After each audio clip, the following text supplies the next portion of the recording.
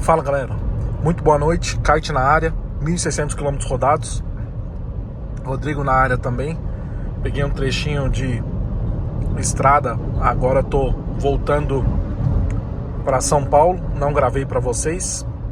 Ele veio bem, tá acabando o combustível, olha só, tem bem mais de um quarto, tá marcando apenas 62 km de autonomia, que eu acho estranhíssimo o consumo dele, tá abastecido com gasolina. Kite é excelente na estrada. O pessoal fala de uma deficiência de isolamento acústico, mas na verdade ele é muito alto aqui, o teto.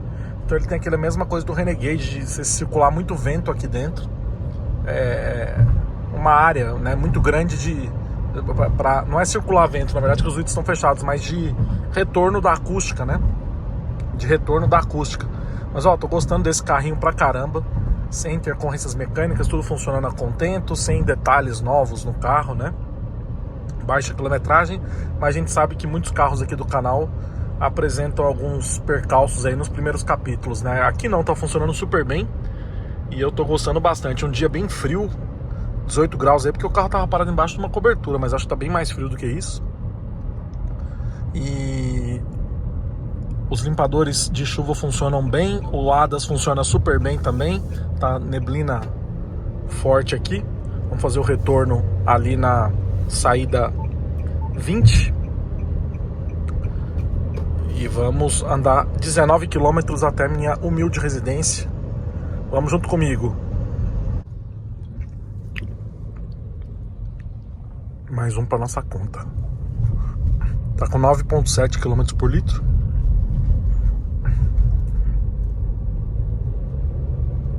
O rapaz falou, eu percebo pelo vídeo que ele roda suave. Mas ele roda suave mesmo. O pessoal acha que eu tô inventando. Não, ele roda bem suave mesmo. Olha o buraco.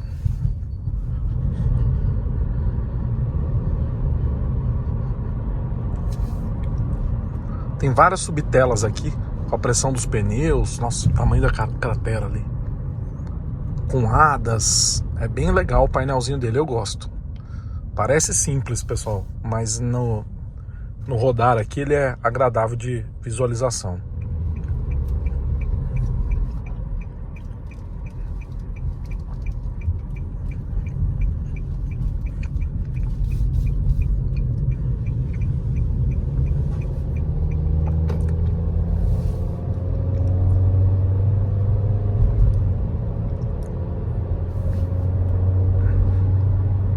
Cuidado, veículo no acostamento à frente.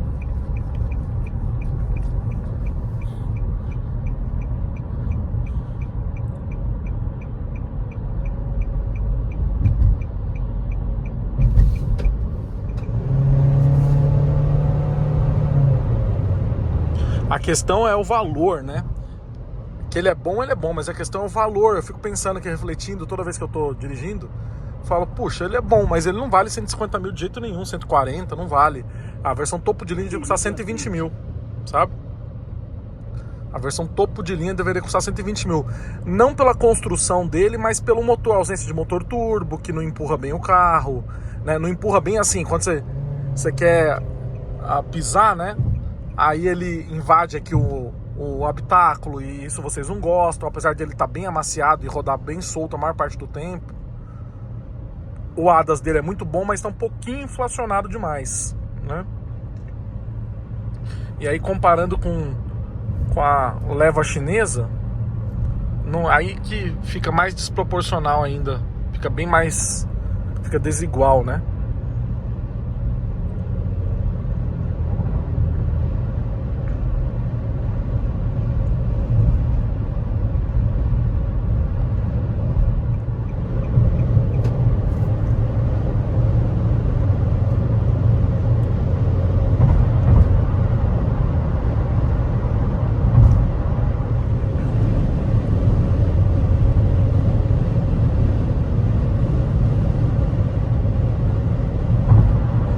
Tentei fazer o vídeo do consumo rodoviário, que era uma surpresa pra mim, não consegui fazer nos últimos capítulos lá que vocês viram. Mas não vai faltar oportunidade, né? Hoje eu não consigo fazer, mas faremos nos próximos dias aí. Estamos chegando na cidade aqui.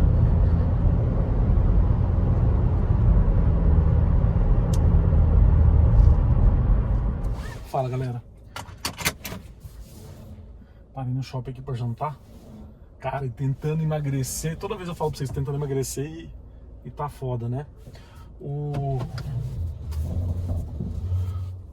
Eu tava pensando assim, o que levaria uma pessoa a comprar o kite, né?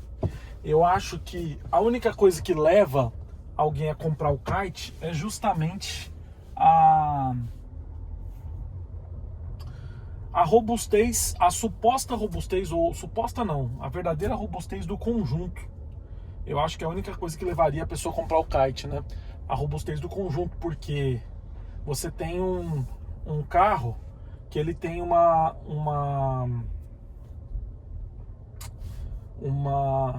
tá, agora já entendi, tá no aparelho que eu tô gravando. Mas você tem um carro que tem uma reconhecida robustez do câmbio CVT, que não tem muitos perrengues aqui, nem o automático, nem o 1.6 aspirado, né? Que também é bom, mas 1.6 aspirado... seu ticket com o código de barras voltado para cima. Obrigada, volte sempre. 1.6 aspirado que tem apenas 113 cavalos, né? 113 cavalos. E outra coisa que eu percebi bastante é que um ponto positivo do kite, que eu sinceramente, talvez acho que muitos de vocês não vão concordar, é o design dele.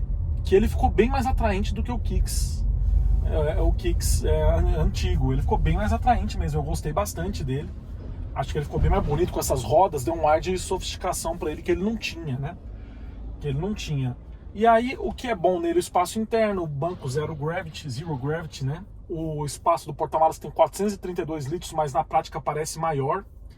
Parece bem maior do que os concorrentes diretos, do que na verdade os SUVs compactos. Ainda mais pelo bocal, pelo jeito meio quadradão, né? Do porta-malas. O espaço interno é bom. Eu gosto bastante do carro. Então, os principais pontos positivos é a sensação de solidez do carro de uma forma geral. Apesar da suspensão na cidade copiar bastante as informações do asfalto, talvez uma pressão um pouquinho mais baixa do pneu resolva. Ele já prevê 32 na frente e 29 atrás, mas talvez colocar a pressão 30 na frente, 32 atrás vai melhorar, e 29 atrás ou 28 atrás vai melhorar um pouco, né?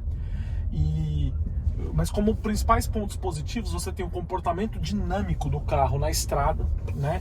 É quase que aquilo que eu falo, se tivesse um 1.5 turbo aqui, não precisaria mexer na suspensão dele, porque é muito boa na estrada, é muito boa, tá? Ela absorve bem os impactos, ela não é dura e ao mesmo tempo não é muito macia, e o carro não balança e por aí vai, e é muito bom, sabe? Então, outra coisa que eu acho muito bacana é a calibração do CVT em velocidade de cruzeiro. Então, em velocidade de cruzeiro, ele vai a 140 km por hora a 2.000 rotações, tá? No plano. E outro ponto positivo que eu falei, espaço interno, porta-malas é ponto positivo, a suspensão na estrada, a ampla área vidraçada dele também é outro ponto positivo. E nessa versão exclusiva, eu acho que um ponto positivo é o ADAS dele, que é bem completo. Talvez o ACC não seja muito intuitivo, mas o ADAS dele, com essa vibração do volante, que a gente só vê em carros mais completos, ou de categoria superior, eu acho que chama atenção aqui.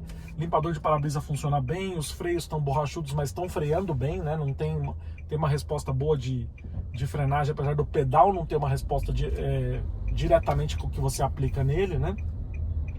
Já passou a fase de assentamento de discos e pastilhas, né? E agora, como principal ponto negativo dele, eu falei também da solidez do conjunto, da reconhecida solidez do conjunto motriz dele, né? Mas como principal ponto negativo, talvez a suspensão na cidade, que ela copia um pouco demais informações do asfalto, não chega a incomodar, tá? Longe de ser como o Boreal, por exemplo, que é uma referência de carro duro, aqui, ou com uma Rampage, que é mais firme também, daquelas quicadas e tal, aqui não. A suspensão, o trabalho da suspensão, além dela ser mais rígida, você sente o trabalho da suspensão aqui dentro, que pode incomodar alguns motoristas mais... que gostam de um silêncio maior, apesar do habitáculo dele, que também é outro ponto positivo, ser muito silencioso. O habitáculo é bem silencioso. Então, como ponto negativo, a gente tem o CVT. O ruído do CVT quando você pisa tudo, mas não é uma condição que você vai fazer sempre, mas quando você for ultrapassar em vias de mão simples, você vai ter que pisar tudo. O desempenho do motor eu acho comedido, porém eu acho super comedido, pela proposta do carro, para a proposta do carro. Agora, levando em consideração que ele tem 113 cavalos, esquece, parece que ele anda muito mais do que os 113 cavalos mostram, ainda mais quando você sai na cidade, você anda com ele o tempo todo, ó, você acelera aqui 1/3 de carga, ó, ele vai embora, já estou quase 80 por hora, e vai muito tranquilo, tá? O isolamento acústico do carro é bom, só que ele tem, eu falei de barulho de vento, não é o barulho de vento, ele tem uma acústica, uma área interna aqui muito elevada, então a acústica se dissipa aqui dentro, então você escuta muito barulho, né? Você escuta esse barulho mesmo em baixa velocidade, que eu escuto um pouco no Renegade às vezes também, porque o teto é muito alto. Eu acho que é uma característica de carro que tem teto muito alto, tá? Agora, o isolamento acústico da cabine de uma forma geral é bom, é muito bom. Radar de velocidade à frente. Outro ponto positivo que eu deixei passar entre os negativos e os positivos é o ar-condicionado. É um capítulo à parte, ele congela, literalmente você vai ficar congelado no carro. Eu gosto demais dele, é muito bom, assim como o ar-condicionado do Sentra que nós pegamos, né? Outro ponto negativo, a ausência de pedal shifts. Isso é imprescindível no carro. Acho que carro, quando ele passou dos carros de entrada, essas coisas já tem que ter, entendeu? Passou do carro subcompacto, tem que ter pedal shifts e poderia ter um sequencial na alavanca também, tá? Modo esporte aqui, um botãozinho pequeno, não fede nem cheira, que não altera quase nada o carro, deixa o giro um pouquinho mais alto, mas na prática o acelerador é tão sensível que acaba não tendo interferências concretas no dia a dia, né? Mas eu gosto também de outra coisa, da amplitude do banco, de subir e descer muito. Ele desce, você fica lá no chão, ou você fica bem alto, acho legal isso. Gosto da iluminação dos faróis, que não é das melhores, mas é um LED, né? E ele tem um campo de atuação relativamente bom, né? Ele não tem farol automático, mas tem farol com acendimento automático, tem o intermitente de chuva, da sensibilidade do intermitente, né? Que você pode colocar aqui, isso é legal, apesar dele não ter faróis com acendimento automático. Detector de ponto cego dos dois lados, que é na parte interna do carro, como vocês estão vendo aqui. Ele tem o alerta de tráfego cruzado traseiro, câmera 360 e não tem saída de ar traseira, tá? Não tem. Aqui atrás tem dois USBs do tipo C e na frente um USB do tipo A, tá? Isso também não é legal, tá? Mas ele tem aqui os paraçóis bem grandes, tá? Mas não são iluminados. Pelo menos o do motorista não é, do passageiro também não é iluminado, apesar de ter um paflon aqui bem forte que dá pra fazer as vezes da iluminação do parasol, tá? Os bancos são confortáveis, apesar de ter toda essa tecnologia envolvendo os bancos, que a Nissan já carrega esse nome por muito tempo, não é assim, ele é um primor de conforto, mas não de ergonomia, tá? Então, o banco realmente tem um primor de conforto, mas não de ergonomia. Acho que poderia ser melhor a questão de ergonomia, sim senhor, né? E aí me falaram bastante sobre a questão da estabilidade dele. Até um colega meu falou assim, não, ele não tem estabilidade. Não, falar que o Kicks não, o Kite não tem estabilidade, pessoal, é assim, o carro é muito na mão, você faz o que você quiser com ele. E acho muito na mão, o cara vai entrando. Acho muito na mão mesmo, sabe? Eu sou suspeito pra falar, mas realmente acho ele muito na mão. Inclusive, esqueci de comprar Então, aqui não vai dar. Esqueci de comprar um negócio no mercado. Mas é isso, tá? Então, mais alguns pontos positivos e negativos. Outros pontos positivos, eu acho o acabamento do painel, que é soft touch nessa parte aqui. Aqui também. Aqui é plástico e tal. As portas são material de borracha, mas são muito bem acabado o carro de uma forma geral. E mesmo essa versão, aliás, a exclusiva, ela tem vidro automático em todos aqui, né? Que a gente não vê muito em carro japonês, né? Essa coisa de vidro automático é imprescindível, e aqui tem vidro automático em todos os vidros, tá? Freio de mão é manual, o console central aqui tem um porta-objetos pequeno, mas o descansa-braço ele não é escamoteável, ele é escamoteável, mas ele não tem configurações. Ele abre, mas ele não tem a altura, então quase não uso ele aqui. Ele é meio baixo, né? Mas eu gosto do carro, eu só acho que a precificação dele é complexa. E por que esse Peugeot tá dando ré? A precificação